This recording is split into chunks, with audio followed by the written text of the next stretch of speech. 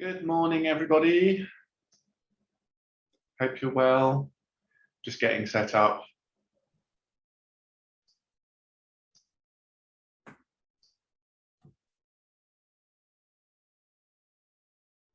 Give everyone a minute just to join.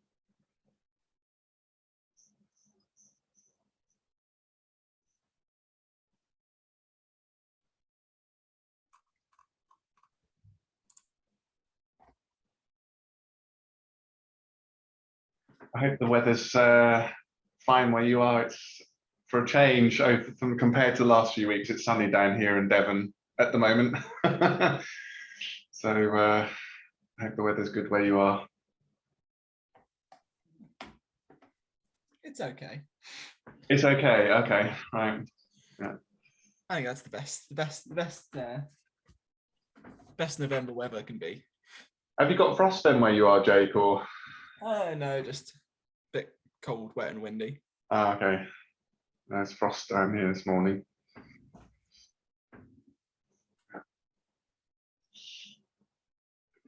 Okay, so let's get started then, as it's 9 o'clock. So a very good morning, everybody. Welcome to the security stream of the GSE conference. We're on day 3. I can't believe it already. It's Wednesday, and of course the conference kicks off with the keynote on Monday. So welcome. So this is session 1AG for the purpose of feedback. Just a quick reminder on that. If you attended sessions yesterday, don't forget to complete your feedback, because remember that feedback equals CPE points if you need those for your certifications, and also the chance to be entered into the prize draw. And of course, it's very important for the presenters, and of course with us at GSE, to get good, honest feedback so that we can, improve for in future conferences and working group meetings. So it gives me great pleasure to welcome Jake Labelle to the stage from F-Secure. In an age where we should be focused on secure coding and making sure that there are no vulnerabilities, I'm sure Jake will give us plenty of hints and tips on how we can improve in that area. So Jake, I think this is your first time to GSE Security Stream, is it? Yep. Yep. Okay. So you're very welcome. So the stage is yours, sir. Thank you.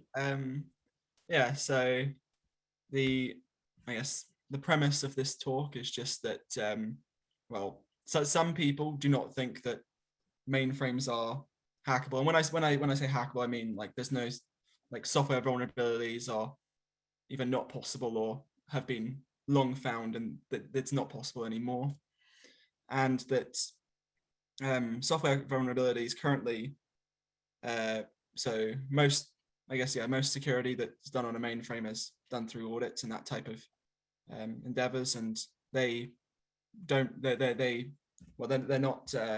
focused on config review and not software vulnerabilities, so they're not looking for that type of stuff. Most developers / testers, so for example, as a security consultant, like when I was testing a system, unless I knew about this, I wouldn't know to look for it. And so the type of people who do security for a living probably wouldn't know how to find a mainframe vulnerability. And developers also, they probably have a little bit more knowledge on what a software vulnerability is, but they may not know all the different ways to look for it. And so this talk is just to explain that, yes, software vulnerabilities exist. They have existed, and there's probably, and it's likely that there's probably still some on ZOS still. And this talk will also do a brief explanation on how to find them in different ways. So, introduction about myself. I'm a security consultant. I joined I guess my first job January last year, right before the pandemic happened. So there was a lot of free time where obviously, like in March, not many people knew what was, I guess, really happening. So had some time to skill up, and I decided that as F-Secure had one of those ADCD 2.4 systems, that I would learn mainframes. So the past couple of years, I've just been, I guess, skilling up on mainframes, trying to find out different ways that things could be vulnerable. And in the last 6 months, I've been fairly productive in finding what I guess in my industry would be called 0 days, where so a zero day is just a vulnerability before the vendor finds it. In this case, the vendor would be IBM. So because they're on, I guess, at least on the ADCD system, most of the software there is by IBM. So that's the people I would report it to. The majority of them have been local privilege escalation. So what this means is that from any user on the system, if I can run this program, I can use that program to escalate my privileges to key 0 and then gain special from that method. So there's that one, and then there's also a couple RCEs. What an RCE is any user from just the network level. They don't need to even have access as like a user on the mainframe. Using the vulnerability I found could escalate their privileges up to special. And so that one was, so I've reported all of these to IBM. If you have access to the security portal, which I don't, but yeah, if you have access to it, you could see those vulnerabilities, and they've put, I guess, a credit for me, so that's nice at least.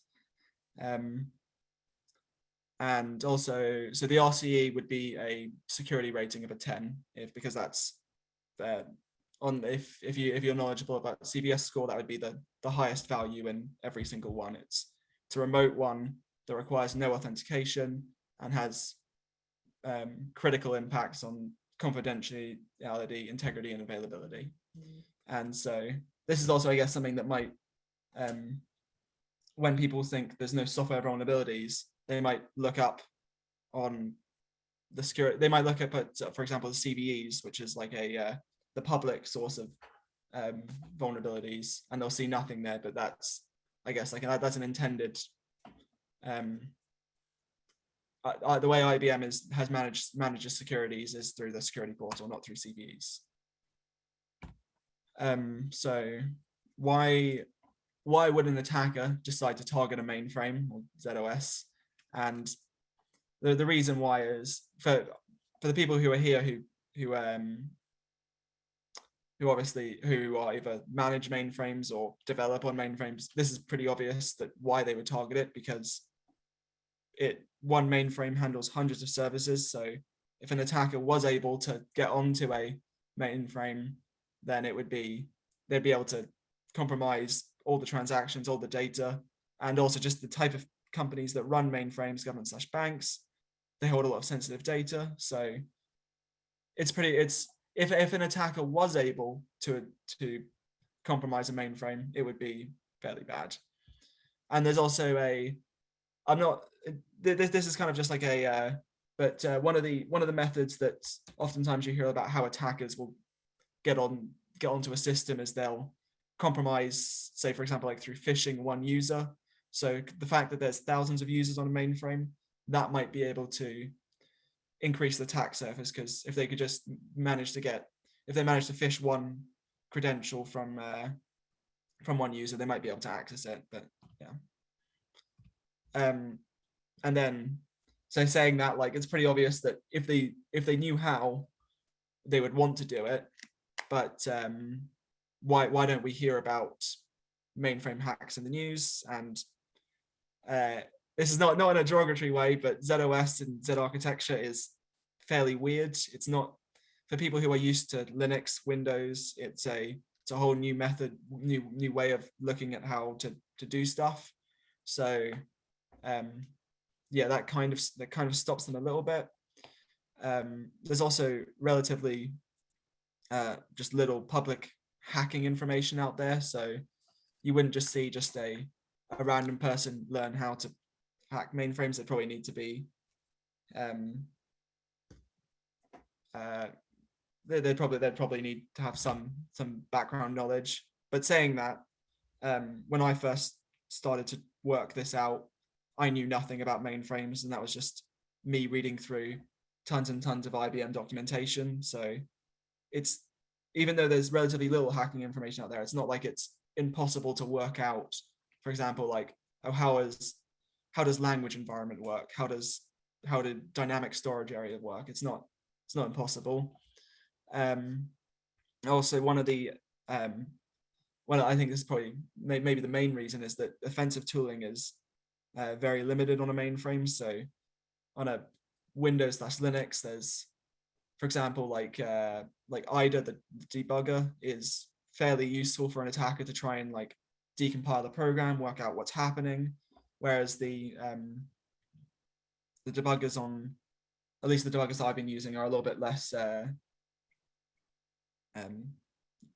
helpful in that method. And yeah. So then why should we even find these? Like, why is it important that we do this? And the main reason why you should try to find them is that if an attacker, for example, found that RCE before I did and actually used it on a system, that would have pretty big impacts, of pretty negative impacts. So it's good that we find them, report them, get them fixed, and then get the patch out. And also, just on if you're like, for example, a developer, and you're able to find a vulnerability in your software before you even maybe release it, that's so much easier than if, for example, like a external tester finds it, and then he then has to report it, you then have to fix it, you then have to send out patches. So obviously, the earlier in the process that they're found, the better. It's also a way that you can just find out about these types of vulnerabilities without having access to the security portal. So that's, at least in my mind, that's like a nice thing to know, like, oh, what are the types of things that could be possible. And also, I guess this is just, at least for me, I like finding them. It's kind of like a little puzzle, so I find it quite fun. Experiences may vary on if you find it fun, but yeah. So this talk is mostly going to be on privilege escalation. And so what privilege escalation is that it is trying to gain a higher authority from what we already have. And so importantly, we need to be, if, for example, we're trying to find a software vulnerability in a program, it's not really, there's no point really running just a random user program that's not authorized, because even if we find a buffer overflow in that or some sort of vulnerability, we're not able to then, an attacker wouldn't be able to leverage that to be able to escalate their authority. So, and then on the way that we're trying to find software vulnerabilities is that we've got to mess with the inputs, and I'll explain the different ways that you can do that later. So I guess the first step, that when you're trying to find vulnerable programs, is you want to find programs that run with higher authority. And so these can be like SVCs or those types of things, but this talk is going to be on APF authorized code. And the way that we find that is, so if we wanted to find all the programs that ran authorized, so we could try to work out what's the attack surface of our of the APF authorized programs, would be we would list all the APF authorized data sets, and then we would then check to see which programs are AC1 compiled. And the important thing about this is that it's not as important to check the AC0 ones, because that's not, an attacker wouldn't be able to run that directly. So it's much harder for them to mess with the inputs of that. And the reason why we're looking for APF authorized data sets is that those are the programs that are allowed to run mode set, and that lets them get into key 0. And if an attacker is able to get into key 0, then they basically have full access. So we want to make certain that we stop that before that happens.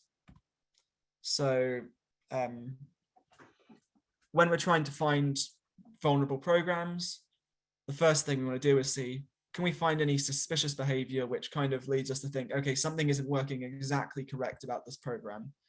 And one of the, I guess, easiest ways to see something that's very like, it's not doing something correctly is that, can we cause a program to bend?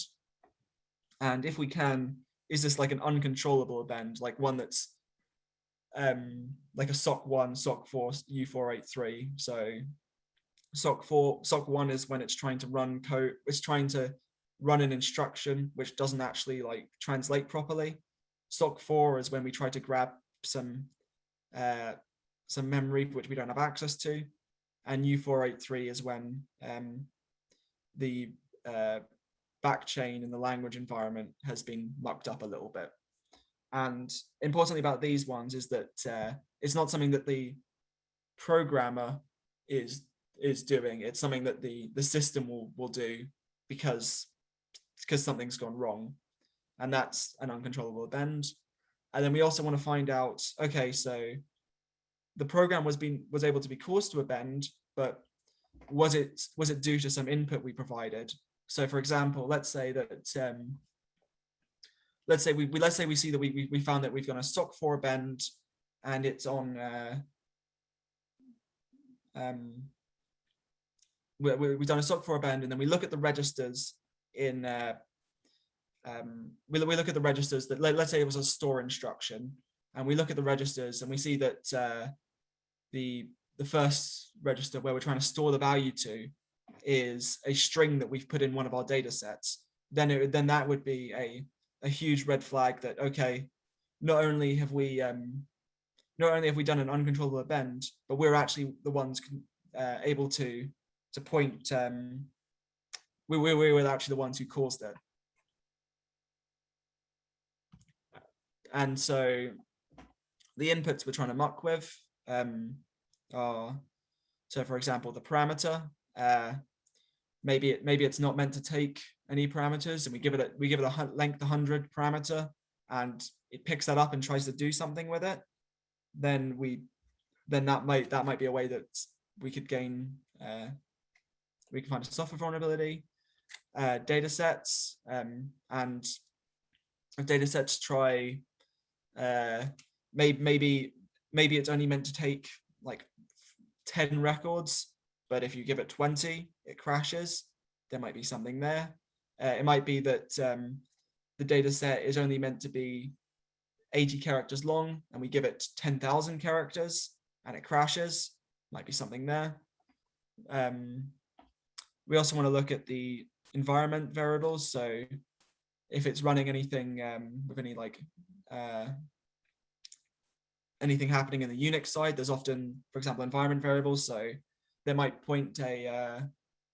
be environment variable which points to a config file, and then if we change that config file to something that we can control, and we put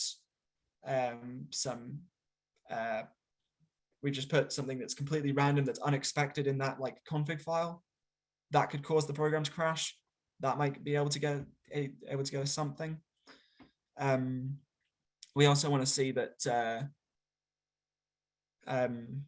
we also, and this is quite important, if we want to look to see through if we can give some, so if it's a network program that accepts data over sockets, that can be also another input. This is also quite a important input to check for, because if we can cause it to crash using sockets, that might be able to allow us to get remote code execution, which again is the worst form of software vulnerability. And there's also other, depending on the type of like program, maybe it like gets input from DB2, maybe it gets input from MQ. There's loads of different types of input. And so what we want to do is we want to try and fuzz the input. And so we might change the length that it's meant to take. We might change the type. So maybe it's expecting an integer, and we give it a string. what happens then. We can also try and increment / decrement some points, some numbers. So maybe it only expects numbers between 1 and 10. We give it a 30 and something completely crazy happens. We don't know. It's and also just number of records. So like how many types of input you give it.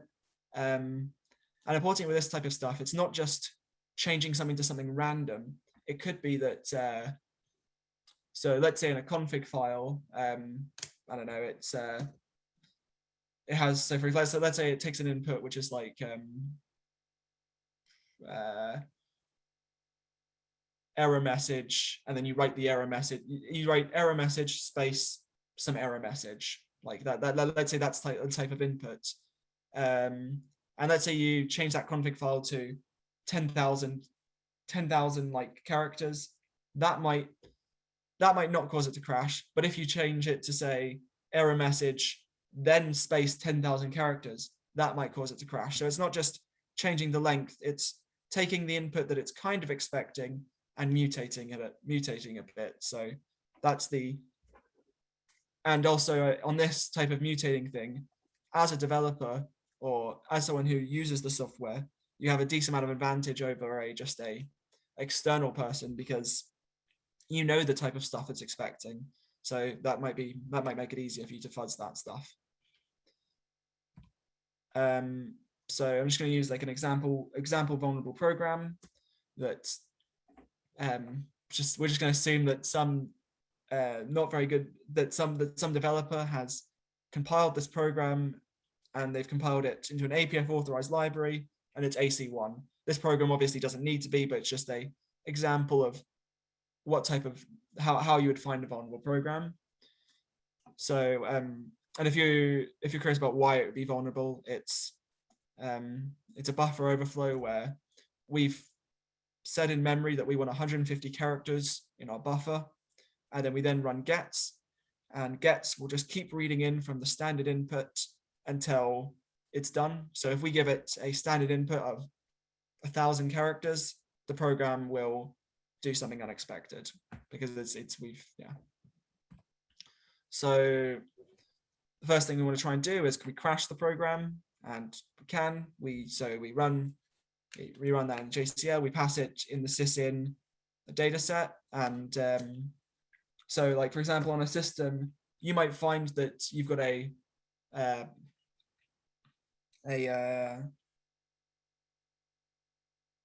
you might find that, for example, that your data set, the one that you normally use to run your program, has like an in-stream data set.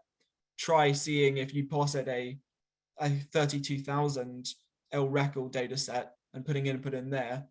Hopefully it should give you a S013 append, because it should expect that, okay, I'm only expecting the user to give me a in-stream data set. I should only be looking for 80 LRECL data set, but that's something you can be testing. So yeah, we pass it in the sysin. We just pass it some random data. It's not really that important what the characters are.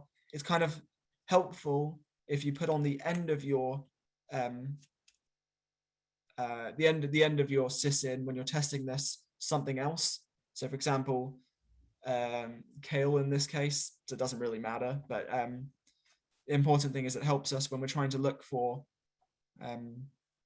if we, for example, get a sysu dump or a C dump, it's nice to have something that we can look for in memory to find where the start of our buffer, the end of our buffer, so to see what's actually happened when we run the program.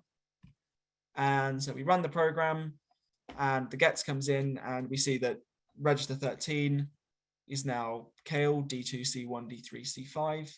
And this causes a U483 error, which is the program has tried to do some language environment stuff, but the backchain is an error. And we can see that why we've changed it to something which is not an actual memory address. And so here's kind of like a graphical description of what's happening when the program runs. So yeah, so before we ran the gets program, the cooler DSA used the next available point and pointed to where some free memory was. So that would be here. And it set up the gets DSA here. And it also, because we had the buffer address, it stored 150 characters and said, okay, this is how much we think the buffer length should be. We then gave it a buffer length larger than 150. So this buffer here overflowed into that gets DSA.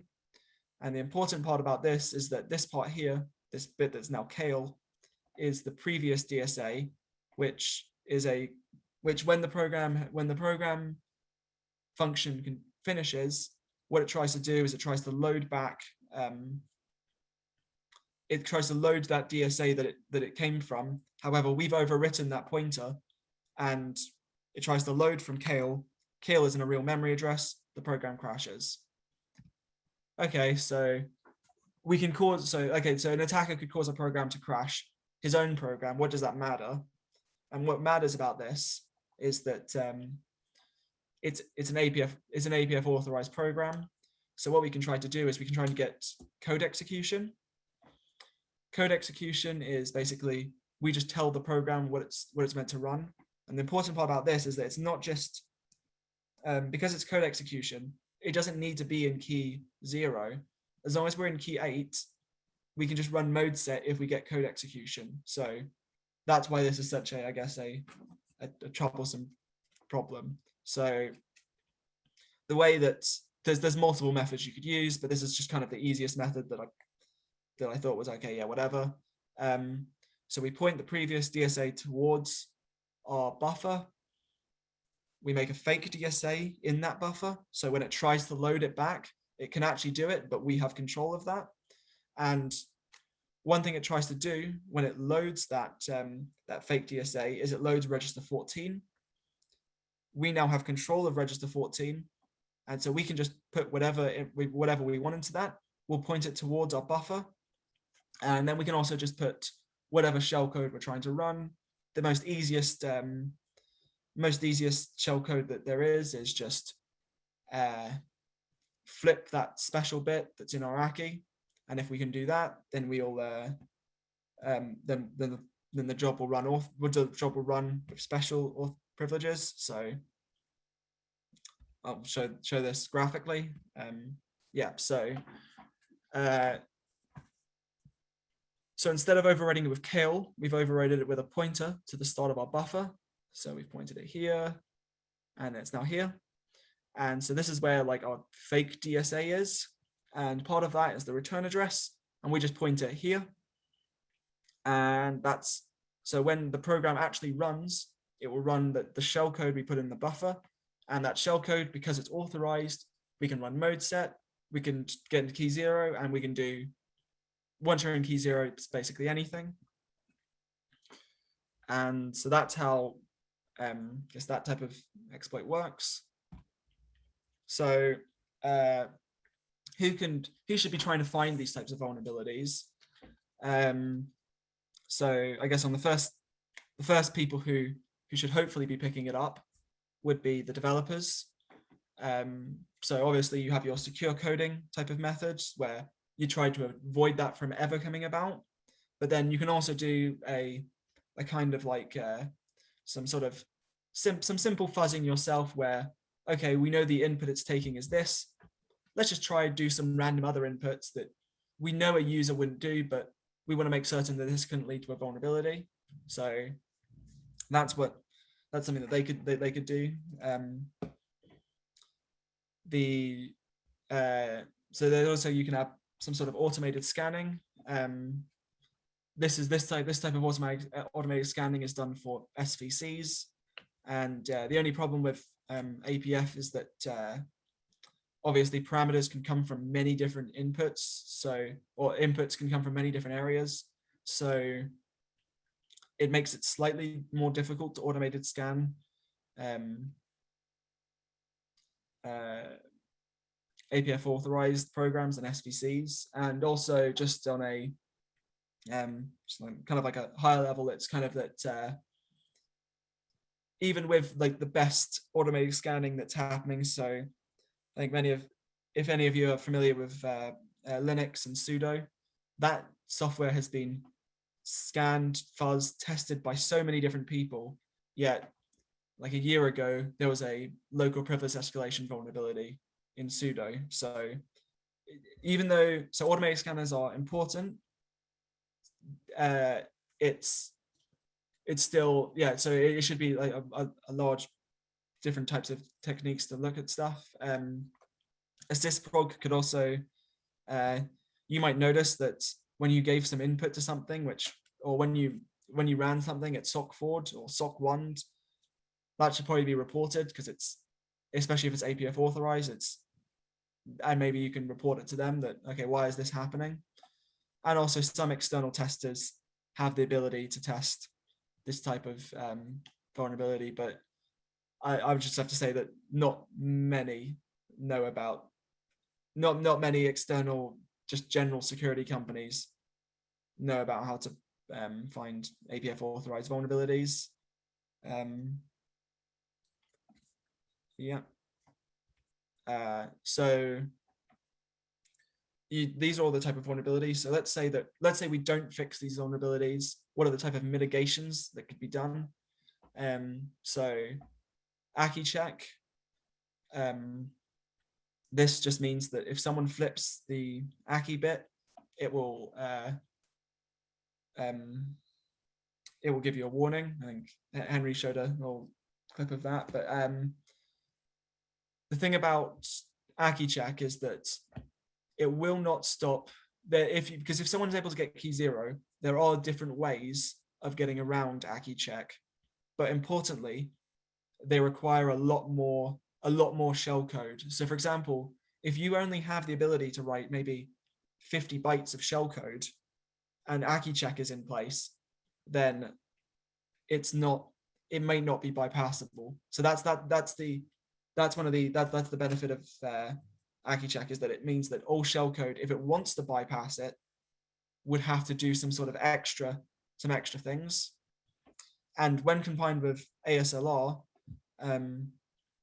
so ASLR will randomize stuff in private memory, and there are some techniques that I've kind of worked on which would bypass ASLR, kinda, but with ASLR and Aki check both on, it makes it almost impossible, because Aki check means that the shellcode has to be a lot longer.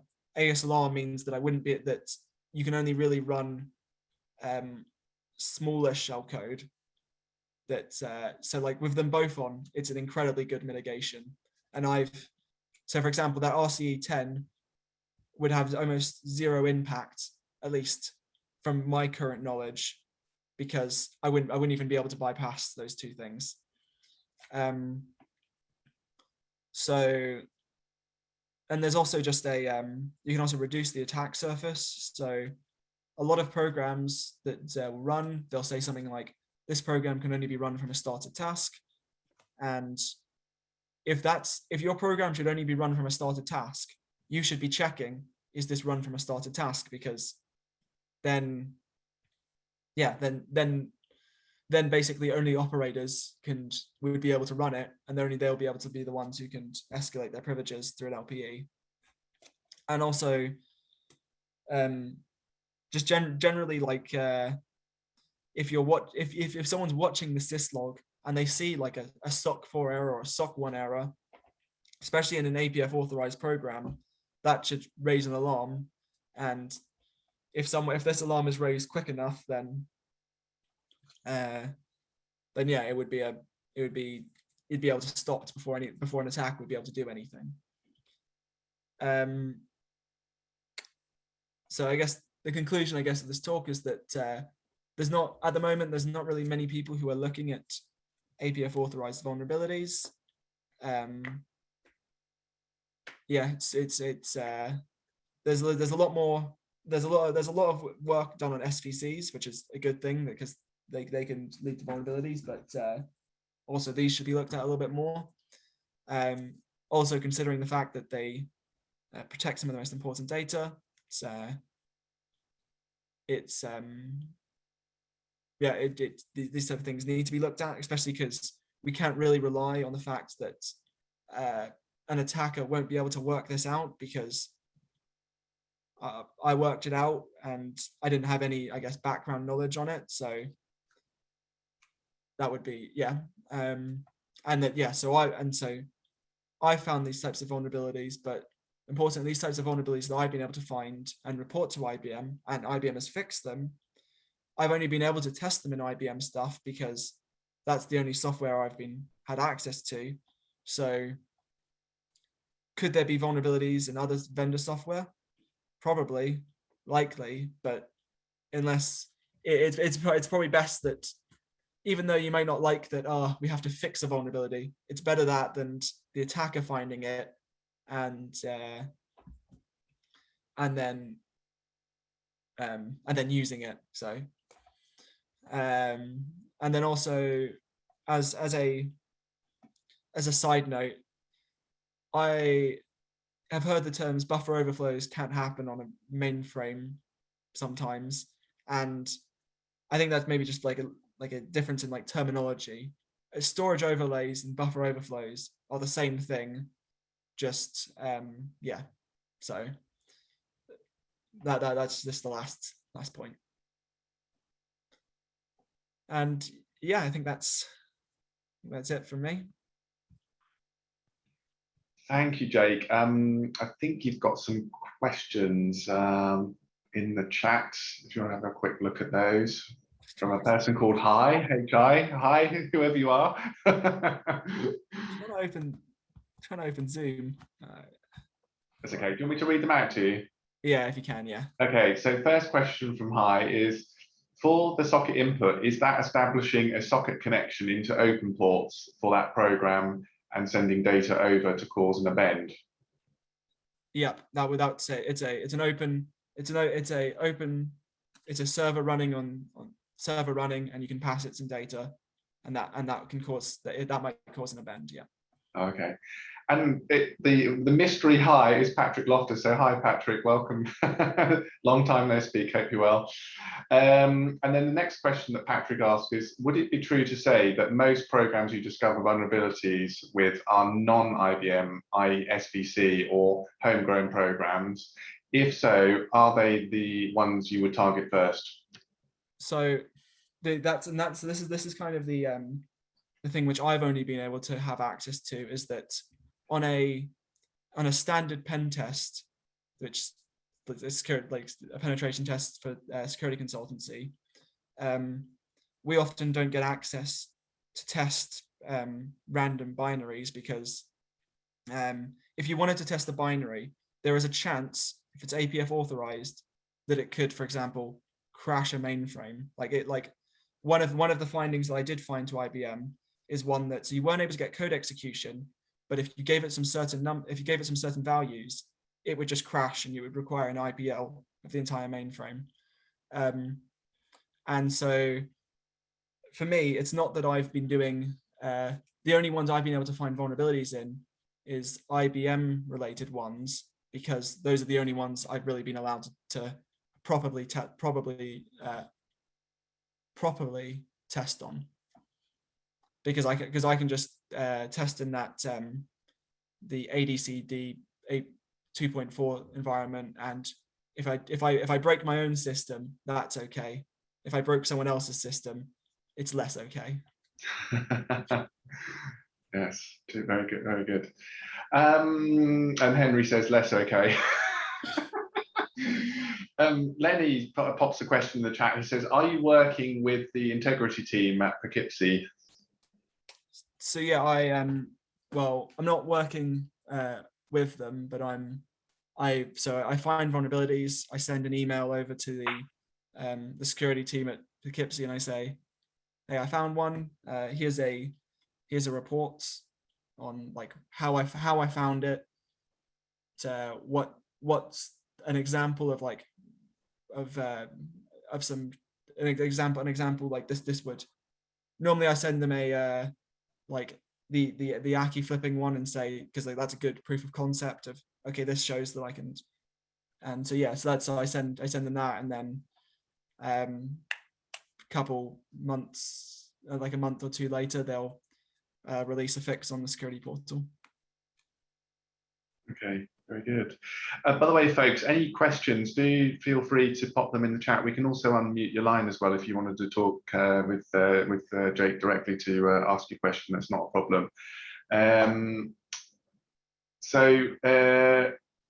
Another question that's come in from Henry says, Henry, can I unmute your line?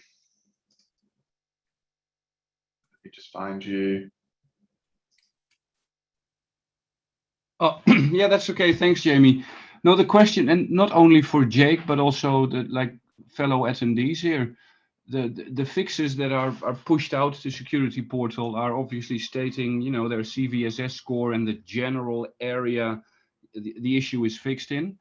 I was curious to our opinion here as a group, or other people's opinion on would it not be nicer if that was more factual and more, you know, more explanatory on what the actual issue is, what actually is being fixed, how you can verify that is, you know, like other security bugs are reported for the other platforms. Does that make sense? Yes, and by the way, folks, you can unmute your line if you want to do a pitch in. I'd like to see more information on these things, because it's hard to tell as a sysprog whether you should, or how much urgency you need to give to applying the fixes or not, or whether you can ignore them completely for your site. But I understand why they don't give you that information. Yeah, cool. So luckily to hear, I'm not the only crazy one who feels that way then. Thank you very much. So, hi, this is Mark from IBM. I'm not a member of the security and integrity team, but I do converse with them occasionally. And just 2 points. The first one is the decision to closely control the information that's in the security portal is something that has been validated with lots of clients, and they seem to be comfortable with that. But I do understand the frustration. But one of the challenges is that the CV, the scoring, really should be sufficient to identify, because the challenge is if somebody says it affects this area, that doesn't mean necessarily that this particular area is the only way to exploit whatever the issue is. So let the CVSS score be your guide. And what would just maybe a simple stupid question, Mark, what would then be the cutoff point where you say, we'll take these with the next maintenance window, and this one we're going to do immediately? I mean, would your advice to be do that from 7 onwards, for 8 onwards, 9? That's up for the installation to decide. But my understanding, again, I'm not a member of the security team, is that clients do have criteria set like that. I don't know what the individual clients have set for their individual, for their specific criteria. And there might even be guidance like that in the security portal. I do not have access to it either. No, me neither. That's why I'm asking. I think also just on that score is kind of like a zero. Like there's no context for your system on that. Like, so for example, if the vulnerable binary is in one that you've decided on your system is a UACC none, APF library, then that might not even have that much of a risk. It might just be that, like, I don't know, like let's say for example it was in like the Kix APF authorized library. It might just be only the Kix sysadmins that can actually like exploit this vulnerability. So even though it might be it might be like, for example, like an 8.8 on the security portal for your system, it might actually not even be that much of a risk. Yeah, because what I've seen, one of your fixes, one of the fixes as a result from your findings, has cheer resulted in a PTF there that I know did not at some sites give the how shall we put it, the urgency of, oh, we better stick this on quickly. Right, that's the only thing I'm fishing for, how we can make that more, you know, more alerting for clients to see. So Henry, one thing, again, I'm not a member of the integrity team and I don't have access to the portal, but my understanding is that for those who have access, don't they show the vector as well as the total score? somebody knows, please do pipe up. And if so, that might help guide, so you know if it's a networking based attack or whatever it might be. Yeah, it shows the like there's local, network, or adjacent, I think. It's the three that those can be. And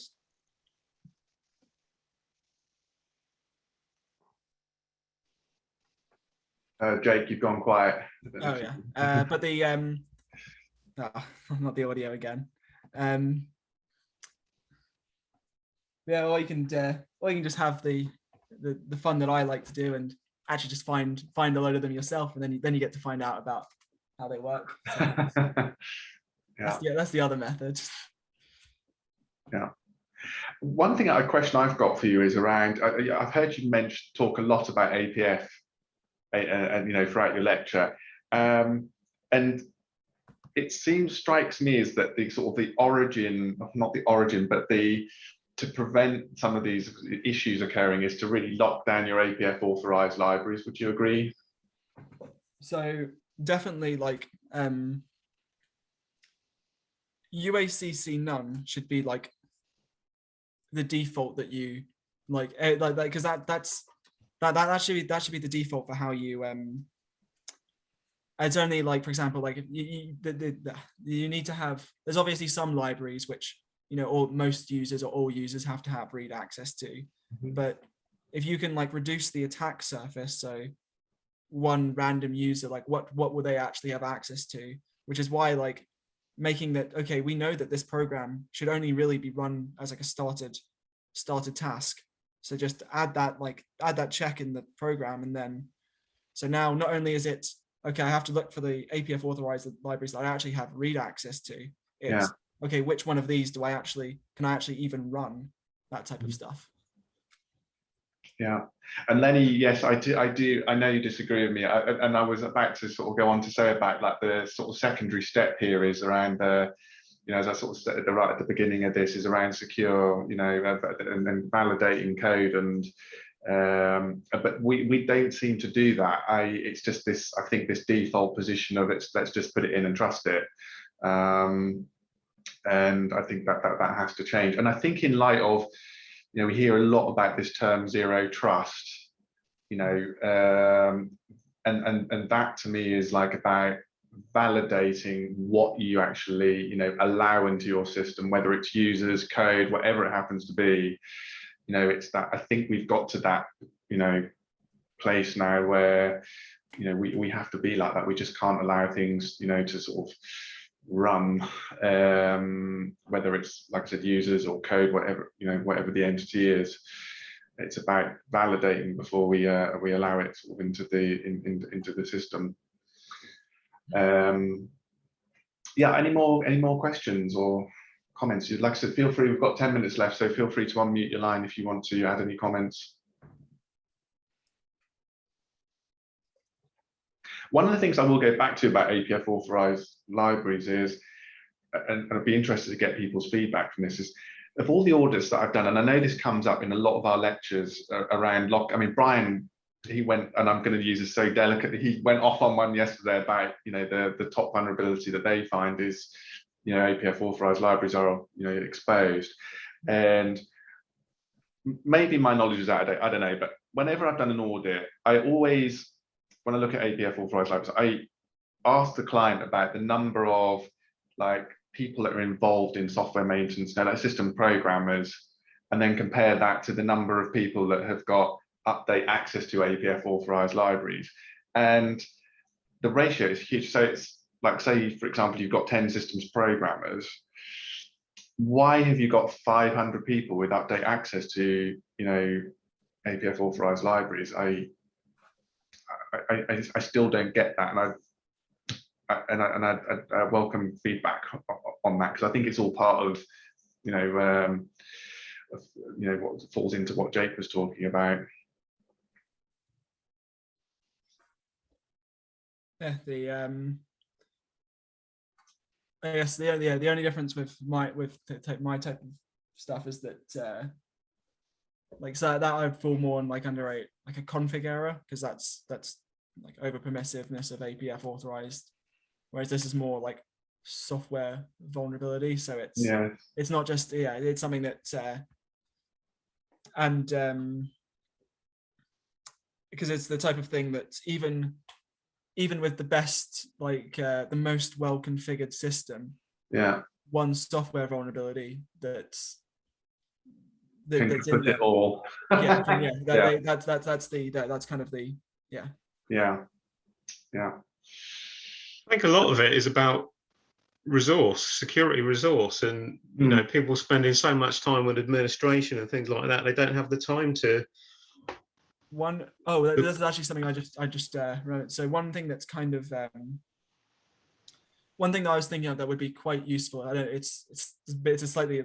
It would have to do like a fairly big change from, but so it's not the same. But APF authorized libraries like say somewhat similar to like set UID root programs on Linux. Like that's the type of stuff you'd be targeting on Linux, but on a default Linux system, you might have like 10, 15 like set UID root programs. On ZOS, there's like I listed all of them on like there's like 450 like APF authorized programs that are AC1'd on the ADCD system. So it's kind of like there is a lot of like there's a lot more to test there. So one thing, like I can think for an example of one that's not set. So for example, like the ping program on ZOS is APF authorized because it needs to be able to do raw packets. On Linux, and it is not set UID root because it used to be, but then they added in a new privilege that was like can make raw packets. So I think that's one of the things that could also be like helpful in the future, is that something an in-between privilege between this program can run as the this program can run as the user versus this program is in God mode and can do whatever it wants. Like it'd be nice if there was like a kind of like an in-between state. Yeah. But so it sounds like the answer here really is to, what you said about the program in Linux, I forget what it was now, but around the community, how they checked it, and it had some vulnerabilities, and they checked it, and now it's kind of the exploits have gone. But so it sounds like the key here is like we need to get a lot more checking of code and testing it and trying to root out the vulnerabilities. The one thing which I guess I'm not really like a salesperson, but in 2 weeks' time, I'm starting a new job where I am going to be working for a company called KRI, and I'm going to be turning basically the method that I'm using now to find vulnerabilities to automate that scanning process. And automating is incredibly good, especially when there's so many binaries to look at. Yeah. And there's also kind of so I think that's taking sort of like the processes I'm using, automating those, and I'm not going to be I know for a fact that automating is never like perfect. There has to be it's especially with like how many different ways like a program could take input, you won't find everything all the time. Like it's not possible, but it's important that there is some sort of, I guess, some automated checking on this type of stuff. Yeah.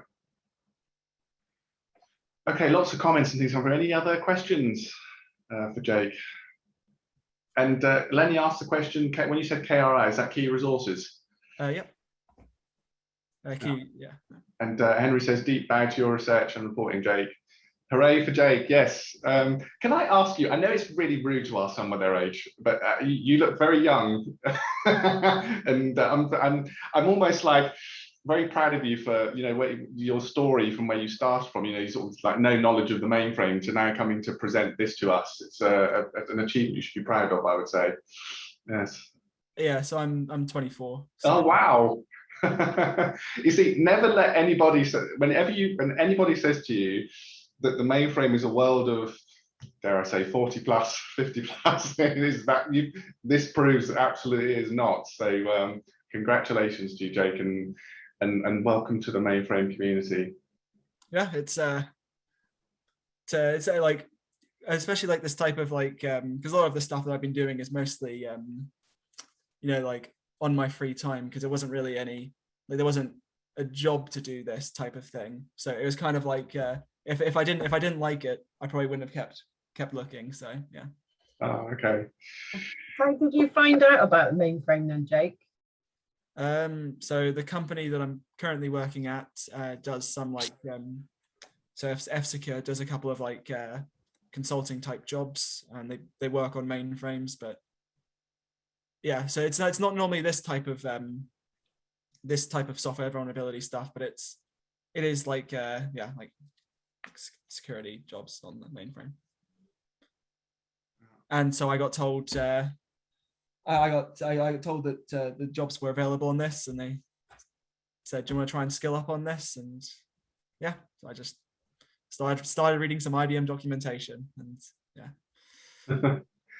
Good for you. And Henry says, we just got you addicted, Jake. And he said, sorry, but that's it now. You see, once you got it, you're in the mainframe family, and it's very difficult to leave. I tried to leave once, and I didn't have much success. And you just somehow get dragged back in again. So thank you so much, Jake. I really enjoyed your presentation. Certainly, I think given us a lot of food for thought there. And one other comment that I picked up you said around ZOS is weird. Do you know what? I have heard that comment from, should we say, the non-mainframe believers of this world, and that comments like, "What you do is weird," and it's just, yeah, it's not. It's another computer. It's just a very special big computer, and yeah. So it's an interesting comment there. But thank you so much, and I hope that you'll come back at some point in the future and present to us again at GSE. We have quite a few meetings throughout the year, so you'll be very welcome to come back and give us an update sometime. But right, folks, so we're almost at the top of the hour. Don't forget, this session has been recorded, so if you kind of have to dip in and dip out throughout, then you will be able to listen to the replay. Also, Jake tells me that he will upload his presentation to the GSE website, the conference website, so you can download it. Please don't forget to give Jake feedback. That this is session 1AG. If you're struggling to find the feedback link, all you do is you go onto the agenda. In this case, click on Jake's presentation and scroll right down to the bottom, and you'll see a link there that will take you directly into the feedback. And remember that the feedback contributes, to your CPE certificate if you need to claim CPE points. Also enter into the prize draw, and it's important as well for presenters and for GSE to get good feedback, or whatever feedback you want to leave. It just it's all about helping us to improve for the future. Right, so the next session for security is at midday, and this is going to be with Chris Perry from BMC Software. He's going to be talking about that, another popular topic at the moment, zero trust. So hopefully you can join us for that. But the sessions continue after the break from 10:30. There are other streams that are running, so do have a look on the agenda to see if there is anything that you're interested in. Another really good session that I know is coming up at 1 o'clock today, the Lunch and Learn, is with Resli Costabel. So she's doing a session called Imposter Syndrome. So if you want to kind of keep your people skills, your soft skills up to date, this is definitely one to join. She's really, really good. If you've not heard Resli before, she comes to GSE every single year, and her sessions do not disappoint. So please take the opportunity to join that. And then Mr. Nelson, I hear you're up bright and early this morning. I'm glad you're online, because Mark will be with us at 2 o'clock this afternoon to do an introduction to rack groups. So looking forward to that. So that's it, folks, for now. Hopefully we'll see you a bit later today. It's coffee break now, so enjoy the upcoming sessions, and we'll see you later. Thanks once again, Jake. Thank you.